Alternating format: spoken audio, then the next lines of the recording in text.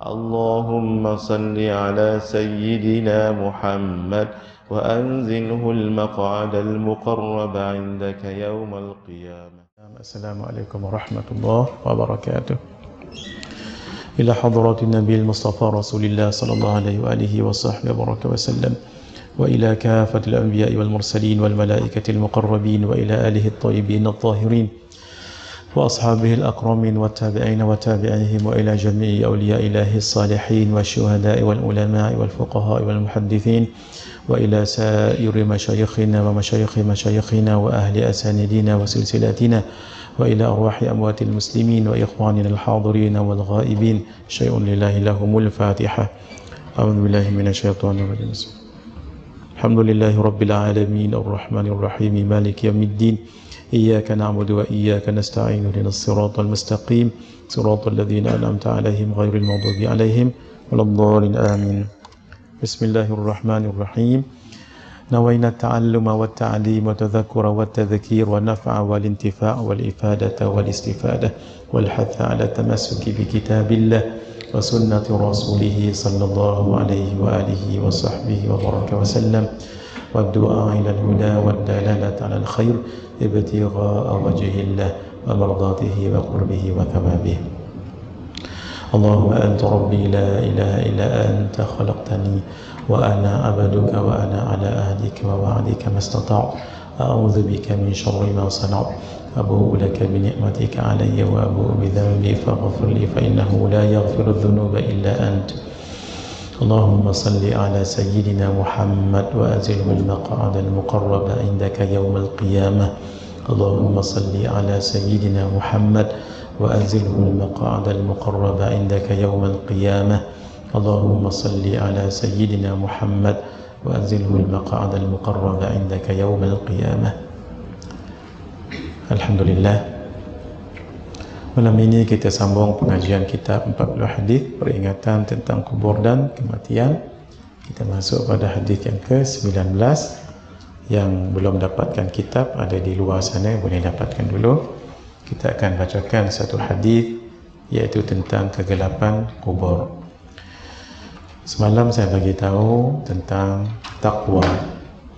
Takwa itu kemuncak darajat yang akan digapai oleh orang Islam. Orang yang Islam belum tentu bertakwa. Orang yang bertakwa sudah pasti dia Islam. Apa itu takwa? Takwa adalah taat. Taat buat yang baik, taat dalam meninggalkan yang tidak baik. Yang baik itu pula terbagi pada zahir, dan yang tak baik itu juga ada yang zahir. Begitu juga buat yang baik yang batin, tinggalkan yang tak baik yang melibatkan batin. Itulah yang disebut sebagai takwa. Takwa ini ada permulaan, bidayah, dan ada pengakhiran, nihayah. Sebab itu Imam Al-Ghazali mengarang kitab Bidayatul Hidayah, permulaan hidayah, yang dikarang oleh beliau, yang meninggal tahun 505 Hijriah. Sekarang sudah hampir 937 tahun umur kitab Bidayatul Hidayah ini. Beliau sangat sayang, sangat kasih pada kita. Sebelum nak mencapai nihayatul hidayah, kemuncak hidayah, mesti dahulu melalui bidayah, permulaan. Kitab ini diterjemah dan diulas, ditambah, ditahqiq oleh Syekh Abdul Samad Al-Falimbani dengan nama kitab Hidayatus Salikin fi Suluki Maslakil Muttaqin, yang almarhum kitab ini sudah berusia 1996 tahun. Ini semua kitab lama-lama ni. Guru kita Syekh Ahmad Fahmi Zamzam Al-Banjari Al-Nadawi Al-Maliki rahimahullah telah tahqiqkan kitab Syekh Abdul Samad Al-Falimbani ini dalam tulisan Jawi dan tulisan Romi. Ini usaha yang sangat barakah, usaha yang sangat agung, sehingga senang untuk orang zaman moden membaca dan mendapat manfaat daripada kitab Jawi Hidayatus Salikin ini. Mari kita bacakan suratul Fatihah khusus kepada Syekh Abdul Samad Al-Falimbani dan kepada guru mulia kita Syekh Ahmad Fahmi bin Zamzam Al-Banjari An-Nadawi Al-Maliki ala hadhihi niyyah wa ala kulli niyatin salihah. Al-Fatihah. A'udzu billahi minasyaitonir rajim. Bismillahirrahmanirrahim. Alhamdulillahi rabbil alamin. Ar-Rahmanir Rahim. Maliki yaumiddin. Iyyaka na'budu wa iyyaka nasta'in. Ihdinas siratal mustaqim. Siratal ladzina an'amta 'alaihim ghairil maghdubi 'alaihim waladdallin. Amin. Kalau kita rajin baca surah Al-Fatihah pada sesiapa pun yang meninggal dunia, nanti sampai saat kita meninggal dunia, orang lain pun rajin juga. Nah, ringan juga membaca suratul Fatihah. Guru kita Syekh Ahmad Fahmi Zamzam Al-Banjari An-Nadawi Al-Maliki mengatakan kitab ini kitab yang bersepadu, mengumpul 3 ilmu fardu ain, iaitu ilmu tauhid, ilmu fiqh dan ilmu at-tasawuf. Inilah 3 rukun agama. Iman diketahui dengan ilmu tauhid, Islam diketahui dengan ilmu fiqh, dan ihsan difahami dengan ilmu at-tasawuf. Tauhid untuk membetulkan akidahnya, fiqh untuk membetulkan ibadahnya, dan tasawuf untuk membetulkan hatinya supaya dia mendapatkan keberuntungan hidup di dunia dan akhirat. Dunianya bagus, dunianya baik, akhiratnya selamat dan bahagia. Imam Al-Ghazali, kata beliau, menyediakan pedoman harian mengikut adab dan syariat. Ini yang mahal, adab dan syariat. Daripada bangun tidur sehingga hendak tidur kembali, termasuk mengajar, mengisi masa dengan zikir-zikir. Ia adalah pedoman kitab ini, Hidayatus Salikin ini, yang asalnya Bidayatul Hidayah, untuk kita menjalani kehidupan seharian sebagai seorang Islam yang sempurna. Sesuai dengan nama kitab Hidayatus Salikin, hidayah petunjuk. As-Salikin ialah orang yang bersuluk, berjalan kepada Allah, mesti ada petunjuk. Nah, jangan seorang-seorang, kena suhbah dengan guru. Kata ulama, kalau tidak ada guru di akhir zaman, maka lazimi membaca kitab Imam Al-Ghazali. Sebab Imam Al-Ghazali menulis kitab seperti seorang ayah, seorang murabbi kepada anak murid. Ya, supaya kita, bila kita baca, terasa macam ayah menasihati anak. Kata guru kami Syekh Ahmad Fahmi Zamzam Al-Banjari An-Nadawi Al-Maliki, sangat sesuai untuk orang yang mencari jalan ke akhirat. Siapa yang mencari jalan dunia, itu tidak sesuai. Harta, kemewahan, pangkat, kemegahan, kemasyhuran, cari kitab lain. Kerana itu hidayah itu adalah takwa. Ia ada permulaan bidayah dan ada pengakhiran, kemuncak hidayah. Ini nanti tangkap gambar, sebab ini penting. Tapi jangan tangkap gambar dulu, sekarang tak habis lagi. Baik, itulah namanya bidayah, itu takwa. Tapi takwa maksudnya taat yang zahir, dan pengakhiran taat juga, tapi taat yang batin. Apa maksud taat yang zahir? Taat yang apa yang disuruh, maka yang zahir. Contoh, solat kan zahir, praktikal. Puasa kan zahir, haji, zakat, menutup aurat. Itu berbuat baik pada orang tua dengan guru, itu kan taat yang zahir. Itu namanya taqwa yang zahir. Tapi yang disuruh, tinggalkan yang dilarang. Taat dalam meninggalkan apa yang dilarang. Maksiat yang zahir, zina, mencuri, minum arak, membunuh, memalukan orang, memaki, mengumpat dan lain-lain. Sebab ini zahir dilakukan. Tapi jangan berhenti kat situ saja. Teruskan untuk mencari hidayah yang nihayah, yang batin pula. Yang batin yang disuruh apa dia? Sifat-sifat mahmudah, yang terpuji. Ikhlas, zuhud, tawadhu, sabar, bersopan santun, hilm, tawakal, taubat dan lain-lain. Dalam masa yang sama, simultaneously hendaklah tinggalkan maksiat batin. Itulah sifat-sifat mahmumah yang tercela. Riya, ujub, takabbur, hasad, cinta dunia dan lain-lain. Silakan. Ini penting kita tahu supaya kita tidak keliru semabul. Apa itu hidayah? Hidayah itu taqwa. Hidayah itu ada dua, seperti mana taqwa ada dua, yaitu hidayah yang bidayah, permulaan. Permulaan itulah taat yang zahir. Nihayah al-hidayah, pengakhiran, kemuncak hidayah, itulah taqwa. Tapi taqwa yang batin. Cuma difaham maksud taqwa, taat. Taat buat apa yang disuruh, taat tinggal apa yang dilarang. Baik, sudah semua? Ini penting. Karena itu siapa yang baca kitab Bidayatul Hidayah, rumusan yang ditulis oleh Imam Al-Ghazali saya buatkan di sini. Beliau programkan daripada subuh, zuhur, asar, maghrib, isya penuh dengan panduan-panduan.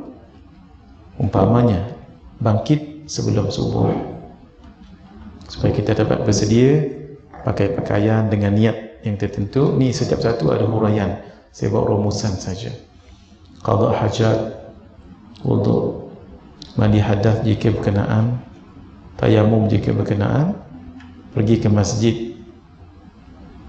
masuk ke dalam masjid. Bila dah subuh nak ke syuruk, qabliyah subuh dahulu, barulah solat subuh. Kemudian lakukan 4 perkara. 1, berdoa, doa yang datang daripada Nabi atau sahabat atau salihin, orang salih. Yang kedua, bertasbih dan berzikir. Yang ketiga, membaca Al-Quran. Yang keempat, bertafakur dan muraqabah. Untuk tasbih dengan zikir, tuan-tuan dah ada buku zikir Bekal Akhirat Syekh Ahmad Fahmi Zamzam, Al-Awrat Az-Zainiyah Al-Makiyah Syekhuna Syekh Al-Faqih Muhammad Nuruddin Marbu Al-Banjari Al-Makki, Al-Khulasah, Khulasah min Syawariqil Anwar Sayyid Muhammad ibn Alawi ibn Abbas Al-Maliki, Khulasah Al-Madad Al-Nabawi Habibna Habib Umar ibn Muhammad ibn Hafidh dan lain-lain.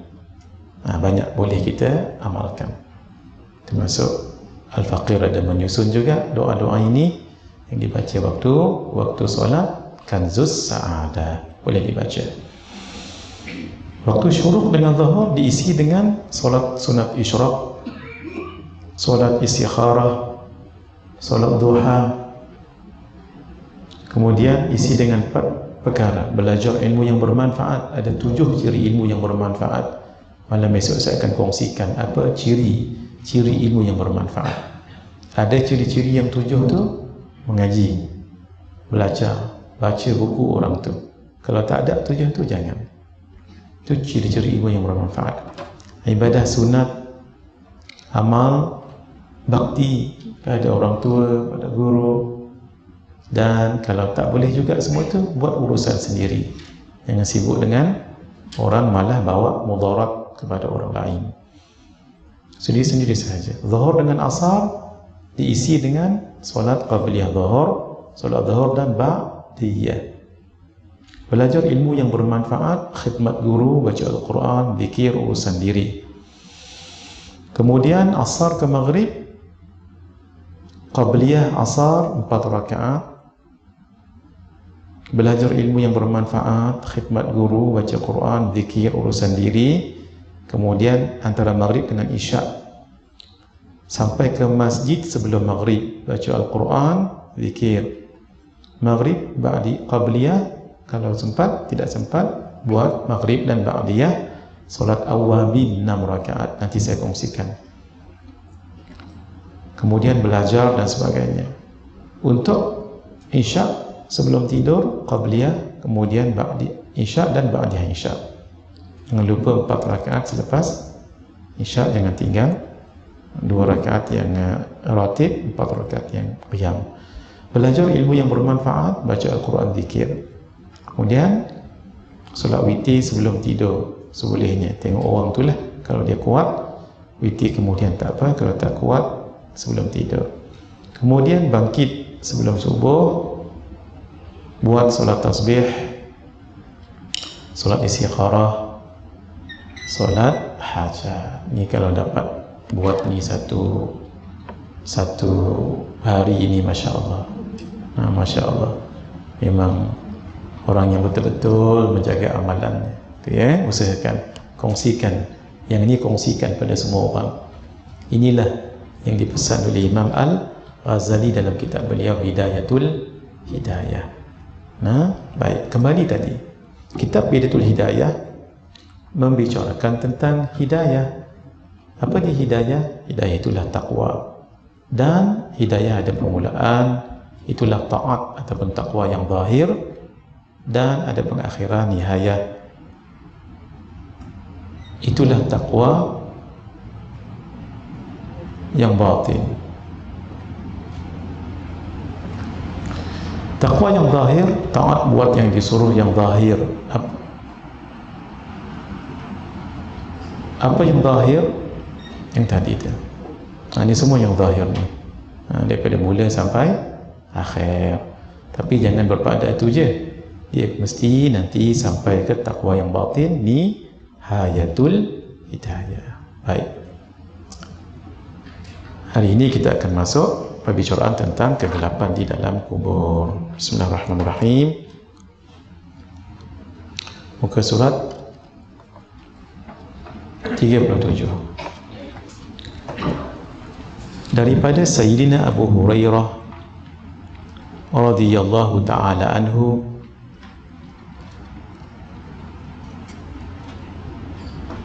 anna imra'atan sauda kanat taqummul masjid. Sesungguhnya seorang perempuan yang berkulit hitam, qil, dikatakan nama perempuan ini Ummul Mihjan ataupun Mihjanah. Tapi dalam riwayat yang lain, rawi itu syabban ataupun bukan perempuan tetapi seorang pemuda. Faqadaha Rasulullah sallallahu alaihi wasallam. Lalu Allahumma salli ala Muhammad, Rasulullah sallallahu alaihi wasallam kehilangan, maksud tidak melihatnya, melihat perempuan tadi. Kalau dhamirnya hak, ini kembali kepada imra'atun, iaitu perempuan. Kenapa? Sebab dia biasa menyapu Masjid An-Nabawi, maksudnya menyapu perkerangan masjid. Fasa'ala anha aw anhu.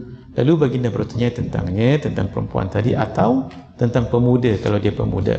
Tapi zahir di sini adalah perempuan. Faqalu, lalu mereka mengatakan mata, dia telah meninggal dunia. Ini kembali balik lelaki.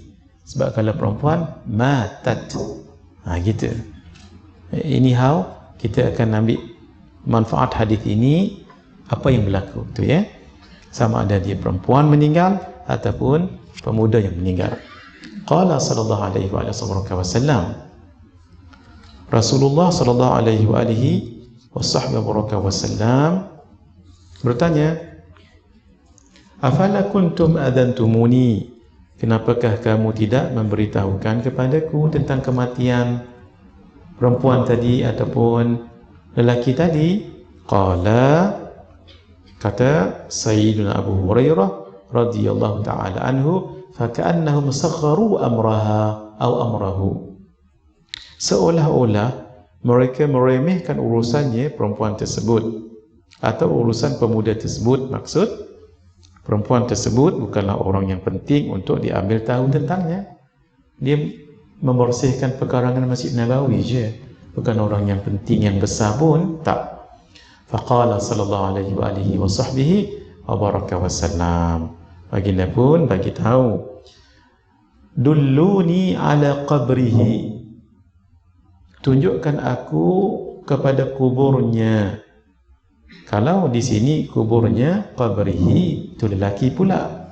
Ini matan hadis ini, itu maksudnya rawi ragu kat situ. Fadalluhu, lalu mereka pun menunjukkan baginda mana kuburnya itu. Fasalla alaiha, baginda pun solat untuknya. Ni kembali perempuan pula. Ni jadi gitu nah. Thumma qala sallallahu alaihi wasallam, kemudian baginda sallallahu alaihi wasallam menyebutkan, ni mahal syawahid kita ni, inna hadhihi alqubur mamlu'atun zulmatan ala ahliha, sesungguhnya kubur-kubur ini, maksudnya kubur yang banyak di sekitar tu, dipenuhi kegelapan kepada penghuninya. Penghuninya kubur, penghuni kubur itu gelap kubur-kubur mereka. Dan wa innallaha yunawwiruha lahum bisalati alaihim, dan sesungguhnya Allah azza wa jalla menerangi kubur-kubur untuk mereka dengan solatku untuk mereka. Dalam terjemahan yang lain,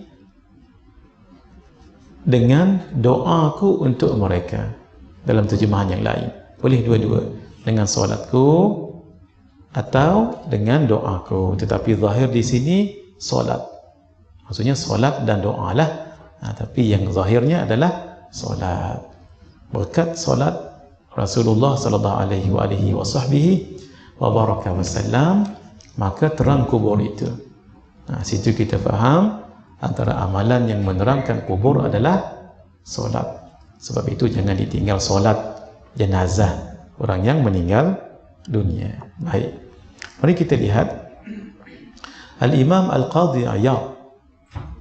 Beliau menyebutkan hadis ini menunjukkan Rasulullah sallallahu alaihi wasallam sangat mengambil berat kepada orang susah ataupun orang bawahan ataupun orang yang memerlukan. Di ketika perempuan tadi atau pemuda tadi tak macam diambil berat pun urusannya oleh sebahagian orang lain, sampai tak perlu bagi tahu dengan Nabi pun yang dia telah meninggal dunia. Tapi tidak, Rasulullah sallallahu alaihi wasallam tengok orang tadi, perempuan tadi membersih kawasan masjid. Dengan usaha walaupun kecil sebegitu, mendapat perhatian makhluk yang paling mulia ala itlaq, Rasulullah sallallahu alaihi wasallam. Memang baginda sangat concern dengan orang-orang yang susah, orang-orang yang memerlukan sebegini. Walaupun dalam pandangan orang lain macam itu common je, tapi bagi Nabi usaha membersihkan masjid ini satu usaha yang besar dan mulia, sebab ia adalah rumah Allah Subhanahu wa taala. Sehingga dibahaskan ulama, masjid ini ada fadilat, ada keutamaan paling kurang 13 dan sebenarnya lebih lagi. Kenapa? Sebab sebaik-baik tempat bahagian negeri ataupun sesuatu tempat di muka bumi ini yang paling dicintai Allah, masjid. Khairu buqa'il ardi masajiduha wa syarruha aswaquha. Sebaik-baik bahagian tempat di muka bumi ini adalah masjid-masjidnya, dan seburuk-buruknya adalah pasar-pasarnya. Kalau masjid tempat yang mulia, maka siapa yang selalu melazimi ke masjid jadi mulia, sebab dia attach dengan sesuatu yang mulia. Kalau pergi ke tempat yang tidak mulia, maka tempat yang buruk, hina, orang pun jadi hina juga. Sebab sesuatu yang di-isnad, yang di-attach yang diidhafahkan kepada yang mulia, dia jadi mulia. Pintu masjid, material dia sama dengan pintu tandas. Katalah kaca ataupun kayu lah, senang. Materialnya sama. Pintu tandas macam-macam iklan dekat situ. Daripada iklan yang kecil-kecil sampai iklan yang besar-besar. Sampai adalah orang datang marah dia. Ni kenapa conteng ni? Lalu dia pun bulat besar-besar dengan marker dia dan dia bagi warning, jangan conteng. Walau dia berconteng. Mai orang yang selepas dia tulis juga, hang pun conteng. Hak main lepas tu, hang pun sama. Main lepas tu, hang po lebih kurang. Akhirnya penuh dengan contengan. Material yang sama untuk dibuat pintu masjid. Ada siapa berani tulis nota kat situ? Lagi kena pula selingi oleh noja. Ini bukan pintu sembarangan, tapi material yang sama. Sebab itu pintu masjid sebab ia mulia, jadi mulia. Pintu tandas, kita tahu apa yang ada di tandas. Sama juga dengan kapet masjid dengan kapet pejabat, sama. Malah kapet masjid ataupun surau kadang-kadang kita solat bukan di atas kapet, tapi di atas simen. Sebab dah berlubang. Dah apa orang panggil? Haus, apa orang panggil? Haus. Dia punya kapet dia. Masya Allah. Tapi kapet pejabat tebal, mahal. Kalau sujud boleh kena mata lah, sebab tebal sangat. Kenapa kapet ini dipijak dengan kasut atau slipper yang baru tak sah? Slipper kasut ni memijak najis kucing ke, najis binatang ke? Tak ada siapa yang melarang. Dalam masjid, tak berani seorang pun pakai kasut. Walaupun pakai kasut apa tu? Kasut yang bulu-bulu tu, yang buat kita pakai kat rumah ataupun di hotel tu. Tak berani. Walaupun kasut itu, kerana kemuliaan masjid itu. Sesuatu yang di-attach, diidhafahkan kepada yang mulia, ia jadi mulia.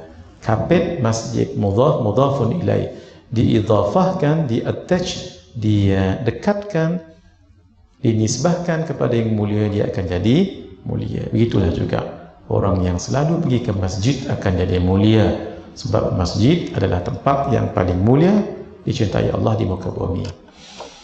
Orang yang membina masjid seperti membina rumah di dalam syurga. Masjid dilindungi oleh Allah. Orang yang memakmurkan masjid adalah orang yang mendapat petunjuk daripada Allah. Masjid tempat orang yang beriman. Salah satu petanda hari kiamat masjid ini. Menjaga masjid asbab kubur menjadi terang. Hadis yang kita bacakan sekarang. Beliau menyapu-nyapu begitu saja. Jadi asbab terang kuburnya sebab Nabi datang dan Nabi solat di kuburnya. Tempat suci untuk beribadah, memang khusus untuk beribadah di masjid. Sebab itu namanya masjid. Masjid berasal dari perkataan sajada, yasjudu sajadan wa masjadan fahuwa sajidun, wa dzaka masjid, tempat untuk sujud. Solat di masjid mendapat keampunan Allah. Di rumah pun, tapi di masjid lebih lagi.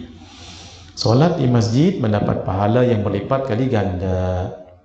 Pergi sahaja setiap pusingan roda itu bernilai pahala. Setiap every single penny yang kita bayar tol ataupun minyak, pahala juga. Belum lagi orang lelaki, kalau pergi ke saf paling depan, tu pahala lagi, dapat rahmat salawat daripada Allah dan Rasul, Allah dan para malaikat. Innallaha wa malaikatahu yusalluna 'alas saffil awwal. Allah dan para malaikatnya bersalawat, maksud memberi rahmat kepada orang yang berada di saf yang awal. Cuma saf ini bukan garisan. Saf tu orang. Nah, sebab itu siapa yang jadi imam sunat untuk ingatkan, istawu sufufakum, luruskan saf. Kalaulah garisan itu saf, tak payah lurus, memang dah lurus dah. Barisan itu kan dah lurus. Sebab itu bukan itu yang dimau oleh imam. Kita yang solat walaupun tidak ada barisan, contoh kita solat di kebun. Nah, kita sendiri yang luruskan saf itu dengan lihat tumit kaki masing-masing. Itu maksudnya saf bukan garisan, bukan barisan, tapi orang yang solatnya itu. Innallaha wa malaikatahu yusalluna 'alas sufufil ula. Hadis yang lain. Tadi saf yang pertama je dapat salawat Allah, rahmat. Ini saf-saf yang ke depan. The first three mungkin saf pertama, kedua, tiga. Nah, dan saf yang pertama itu afdal, yang sebelah kanan lebih afdal. Maksudnya kanan imam. Yang sebelah ni lebih afdal. Sebab itu ada hukum hakam saf ini. Siapa yang dah datang awal, lalu ada orang datang kemudian, dia pun atas dasar menghormati orang yang lambat, dia pun pergi belakang, orang ni masuk ke tempat dia. Hukumnya makruh. Hukumnya makruh. Sebab al-ithar, melebihkan orang lain, bukan dalam bab ibadat, tapi dalam bab makan, minum, tempat duduk dan sebagainya. Kita dalam bas, ada makcik berdiri, bagi tempat tu untuk makcik, tu ithar. Kita makan, iftar, tinggal 2 orang. Nah, dalam bekas tu ada ayam dengan telur. Nak ambil ayam ke telur? Ni nak buka puasa ni. Berat nak jawab ni. Ithar, ambil telur. Ayam ni bagi orang lain. Yang tu tak apa. Dalam bab ibadat hukumnya makruh. Kita dah ada di saf pertama dah. Atas nama menghormati kawan ke whatever, maka kita undur, masuk dia ke depan, hukumnya makruh. Ingat. Sehingga kalau orang datang awal, perut sakit, dia datang awal dah, dia pun ambil rida, bubuh kat situ. Dia nak keluar sekejap pergi bilik air. Orang yang datang haram mengalih dia, alih ke kanan, dia ambil tempat ni. Orang kedua pula datang, ambil lagi tempat ni, alih, tolak, lantas keluar masjid.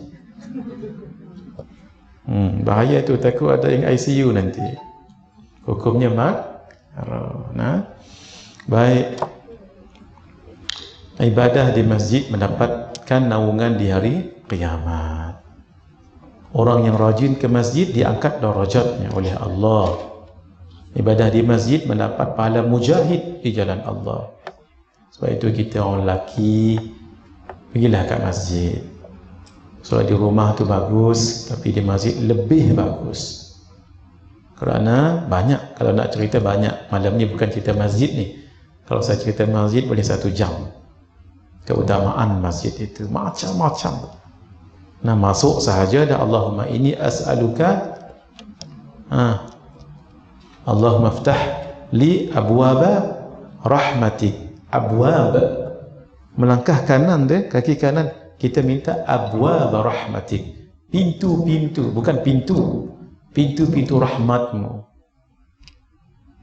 Sebahagian ulama bagi kita faham begini, rahmat tu dia seperti bar. Handphone kita ada bar tu kan, internet ada bar 1, 2, 3 bar tu. Di masjid itu banyak bar. Sebab itu disebut rahmat-rahmat. 1 bar, 2 bar. Di masjid tu kuat bar dia. Betul ke yang saya sebut bar-bar ni? Tak apa nak pandai bab-bab ni. Kalau dia full bar, internet jadi laju. Kalau 1, tu dia ada undang sayang kita dibuatnya. Di masjid banyak bar, sebab tu dia panggil abwab rahmatin. Belum lagi memijak ataupun berdiri solat di tempat orang salih pernah solat. Mungkin wali Allah pernah solat di situ. Belum lagi melihat wajah orang-orang yang salih. Itu ada kisah dia, nanti saya akan cerita kemudian. Itulah keutamaan masjid. Tadi makcik ni tadi hanyalah menyapu masjid, membersihkan masjid. Allah bagi kemuliaan padanya sebab dia menjaga rumah Allah, masjid baik, surau baik. Ketika Nabi solat di atas kubur, itu menjadi permasalahan fiqh di kalangan ulama.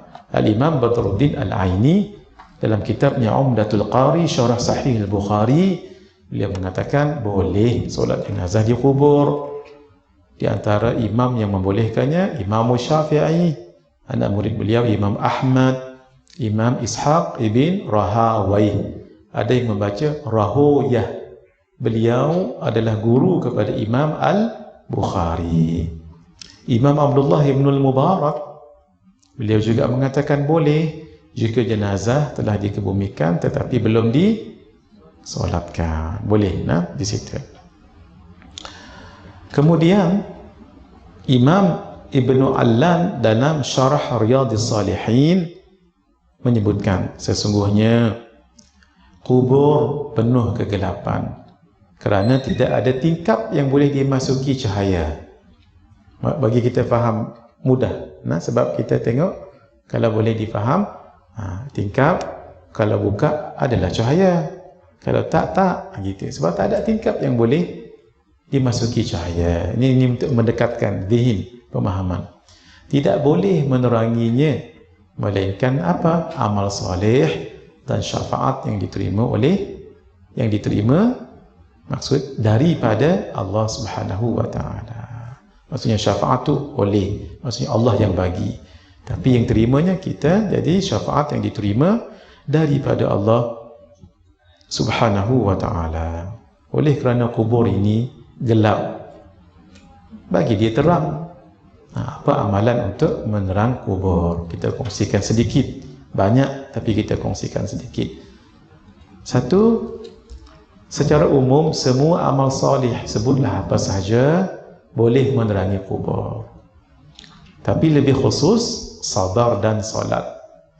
Berdasarkan ayat, ya ayyuhalladzina amanu ista'inu bis-sabri was-salah innallaha ma'as-sabirin. Wahai orang yang beriman, mintalah pertolongan kepada Allah dengan sabar dan mengerjakan solat. Tidak terus minta kepada Allah begitu, tapi sabar dan solat. Sesungguhnya Allah berserta orang yang sabar. Ma'ani mahal. Dalam dunia kesufian, ma'a ini ada satu maqam namanya ma'iyah. Ma'a itu mustahil atas Allah. Sebab Allah bukan macam kita berjirim. Kalau ma'a ni kan macam bersama. Bila bersama maksudnya bersisi. Allah bukan ada sisi. Allah tidak ada arah padanya, dan Allah tidak berada pada satu arah. Arah yang 6. Depan, belakang, kanan, kiri, atas, bawah. Ini kita belajar mukhalafatuhu ta'ala lil hawadith. Dalam pengajian sifat 20, para ulama usuluddin tidak sebutkan mukhalafatuhu ta'ala lil mumkinat. Kenapa tidak lil mumkinat? Kenapa hawadith? Yang ini kena masuk kelas setiap hari Rabu pukul 8.30 sampai pukul 10 di dewan kuliah kita di belakang. Ke mana? Di mana? Sini? Sana? Mana? Saya sana. Dah keliru dah kita pun. Sebab bila duduk semua orang kat depan. Di mana tadi? Sini.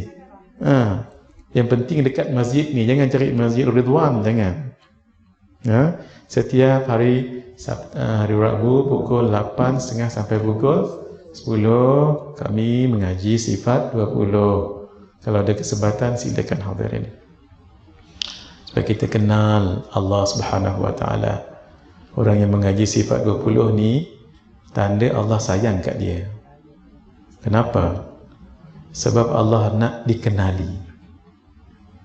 Allah nak dia dikenali. Mengenal Allah bukan dengan zat, tapi dengan sifat. Nah, sebab itu kalau kawan kita bagi tahu insya-Allah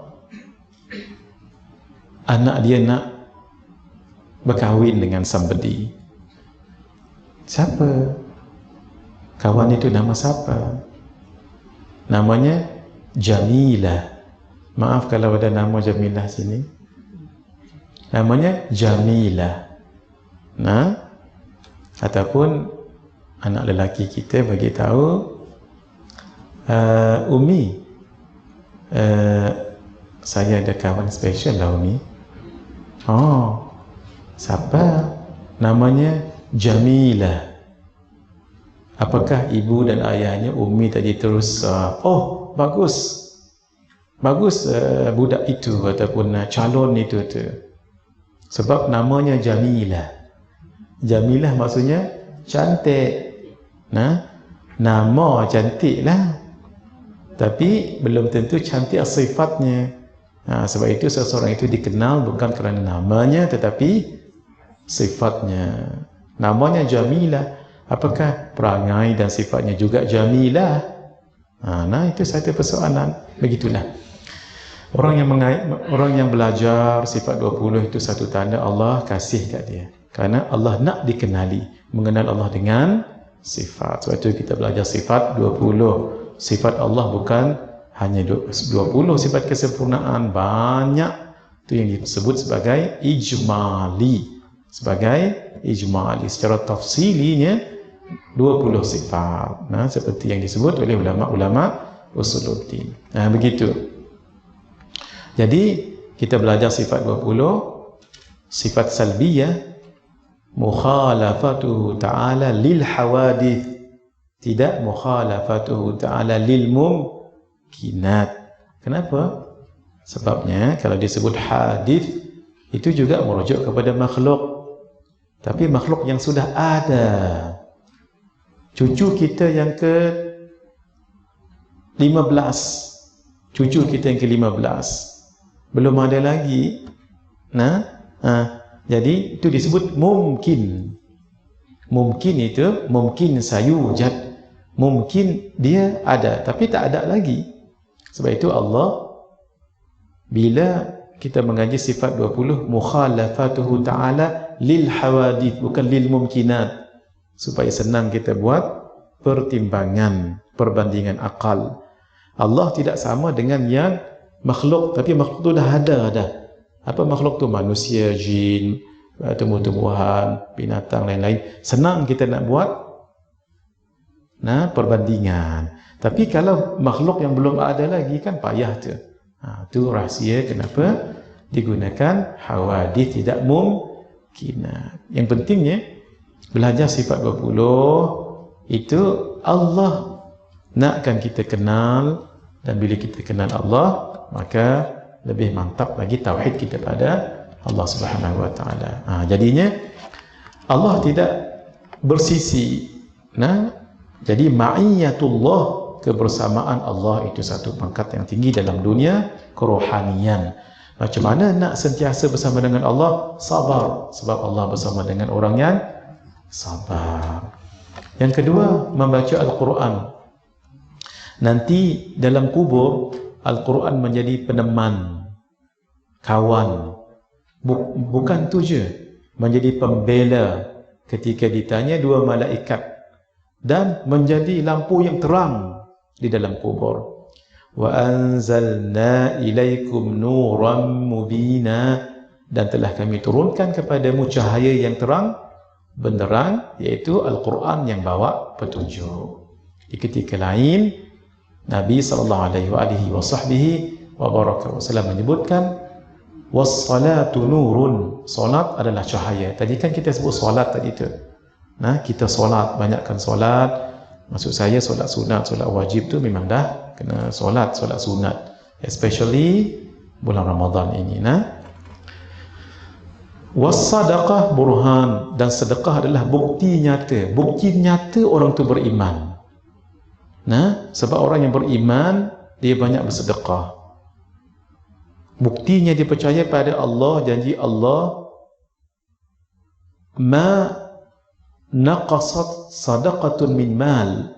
Tidak pernah sedekah itu mengurangi harta, tak pernah. Orang yang nak meninggal dunia dalam keadaan nazak, kalau mereka ini ada satu pengharapan, laula akhartani ila ajalin qarib fa asaddaqa wa akum minas salihin. Kalaulah Engkau ya Allah mengakhirkan aku, menginjakkan sedikit lagi ke satu masa ke depan, tak mati sekarang lah maksudnya, fa asaddaqa, pasti aku akan bersedekah, wa akum minas salihin. Sedekah juga, sebab sedekah ini bukan senang. Kalau tak punya iman yang benar-benar, payah. Sebab dia melibatkan duit. Kita kalau boleh duit banyak ke duit berkurang? Kalau boleh bertambah-tambah. Nah, sebab itu kita nak kalau boleh makin banyak dalam tu. Last meninggal, tak ada nak belanja itu. Jadi harta kita yang sebenar, harta yang boleh kita infakkan pada orang lain. Gaji kita bulan-bulan tu katalah 5,000. 1,000 itu rezeki bank Islam. Sebab loan rumah tak habis lagi. 1,000 tu untuk kereta. Itu rezeki bank muamalat. Tu nah. 500 itu rezeki Petronas. So kita isi minyak. Jangan lupa 200 untuk tol. RM5 untuk bateri. Bateri Smartech. Kan bateri itu. Itu semua rezeki orang. Rezeki kita, rezeki yang kita sedekahkan pada orang lain. Yakin.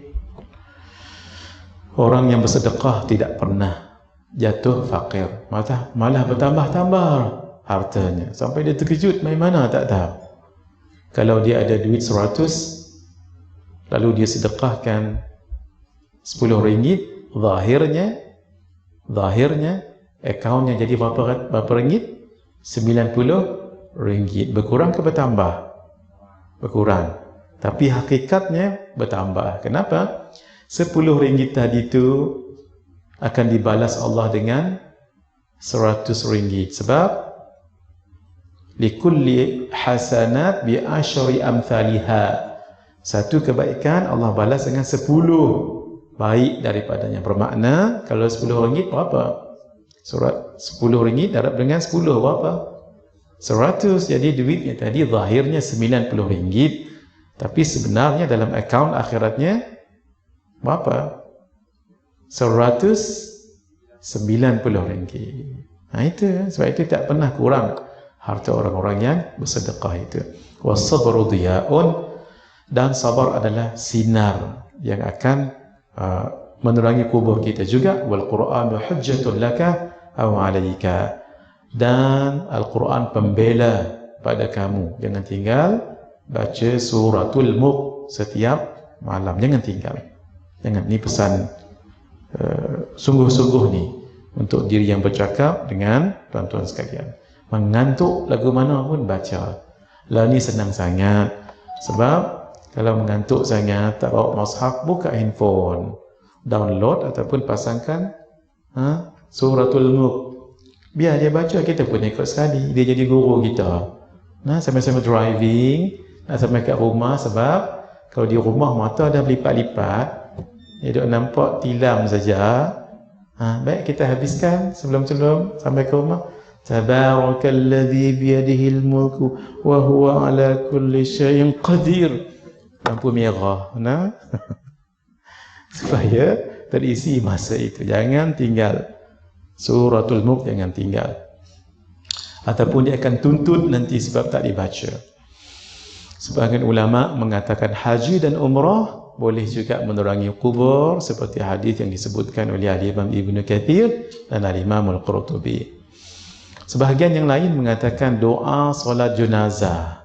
Rasulullah SAW berdoa untuk Sayyidina Abu Salamah. Ketika beliau meninggal, doa Nabi, Allahumma ghafir li Abi Salamah, ya Allah ampunkan Abu Salamah, wa rafa' darajatahu fil mahdiyyin, angkatkanlah darajatnya bersama orang-orang yang mendapat petunjuk, wa khulufhu fi aqibihi fil ghabirin, berilah penggantinya bagi orang yang ditinggalkannya yang baik-baik, wa ghafir lana wa lahu ya rabbal alamin, ampunkanlah kami dan dia wahai Rabb, Tuhan penjaga seluruh alam, wafsah lahu fi qabrih, lapangkanlah kuburnya, wa nawwir lahu fi, dan berikanlah cahaya di dalamnya. Ni hafal doa ni.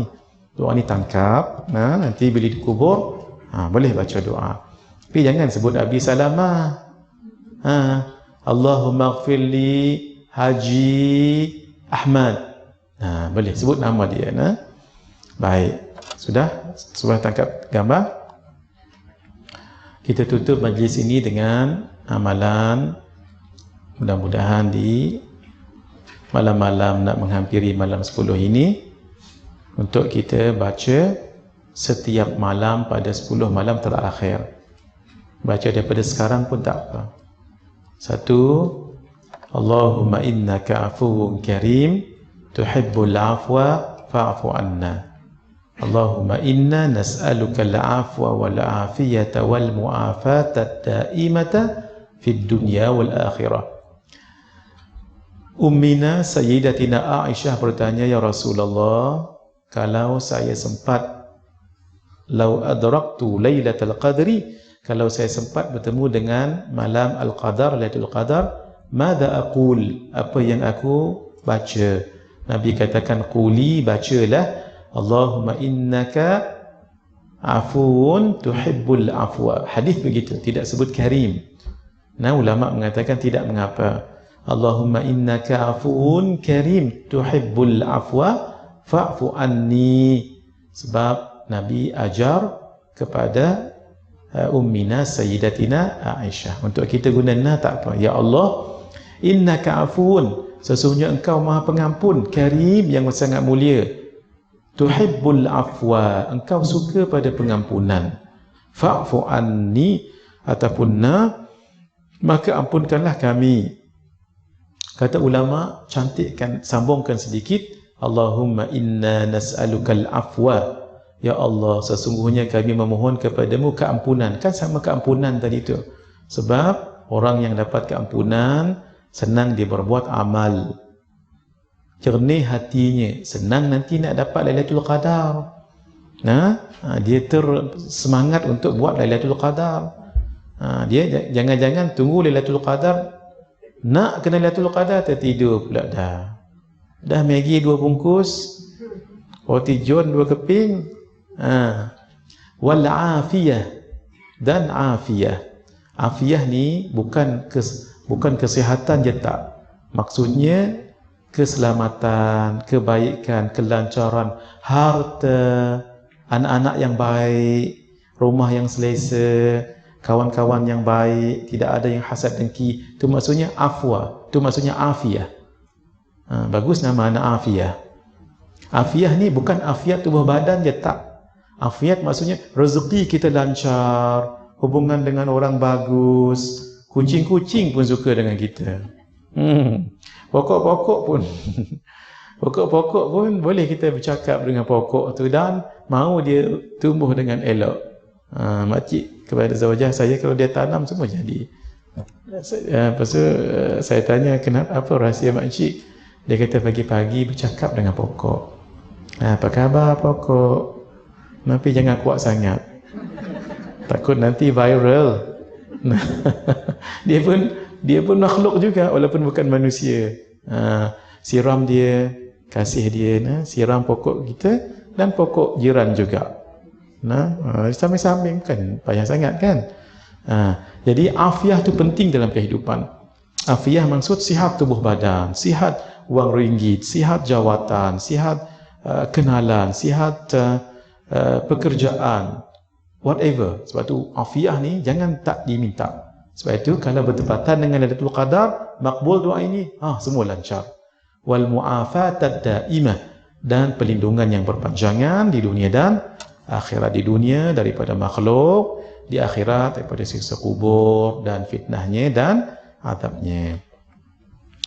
Allahumma rzuqna lailatul qadar, ya Allah rezekikan kami lailatul qadar fi hadhihi sanah, pada tahun ini. Terus niat ni Ramadan ni, wa fi kulli sanah, dan setiap tahun.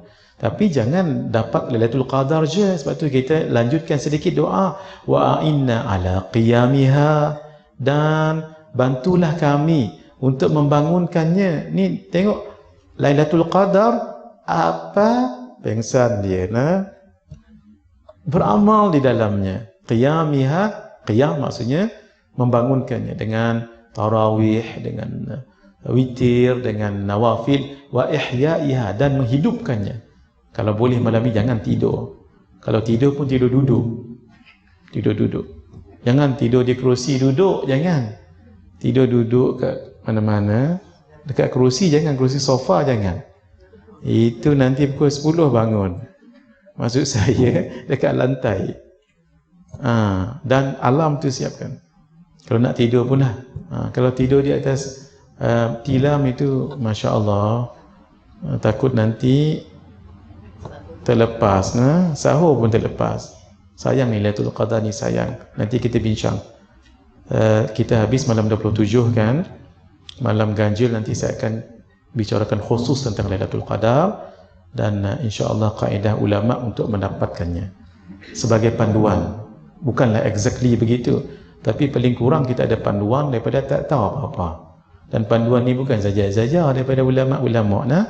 Bi rahmatika ya arhamar rahimin, wahai Tuhan yang paling pengasih di antara yang mengasihi. Amalkan ini pada setiap malam yang ganjil. Sekarang pun boleh, tapi terlebih lagi yang ganjil. Tapi paling bagus jangan tunggu ganjil lah, masuk je 21 terus. Baik, kita mula puasa hari apa? Hari apa Mak Jah? Hari Ahad. Baik, kita akan kongsi kaedah ulama nanti. Supaya kita ada panduan. Tapi jangan tumpu-tumpu je. Tapi malam yang sangat-sangat diharapkan, tambah ada tanda-tanda pula, kita akan kongsikan nanti apa tanda-tandanya tu. Dan tanda itu pun dikongsi ulama-ulama yang sudah ada khibrah, sudah ada pengalaman. Paling kurang bila kita tengok tanda-tanda tu, Masya Allah, kita pun bersungguh. Baik, kita kongsi kemudian nanti biiznillah. Hadza wabillahi taufiq wal hidayah. Wassalamualaikum warahmatullahi wabarakatuh. Bismillahirrahmanirrahim. Alhamdulillahirabbil alamin. Wassalatu wassalamu ala asyrafil anbiya'i wal mursalin wa ala alihi wa sahbihi ajma'in. Allahumma inna nas'aluka ilman nafi'a wa rizqan tayyiba wa amalan salihan mutaqabbala. Allahumma rzuqna lailatal qadri fi hadhihi sanah wa fi kulli sanah wa inna ala qiyamiha wa ihyaiha bi rahmatika ya arhamar rahimin. Sallallahu ala sayyidina Muhammad wa ala alihi wa sahbihi ajma'in. Walhamdulillahirabbil alamin. Bi sirril Fatihah.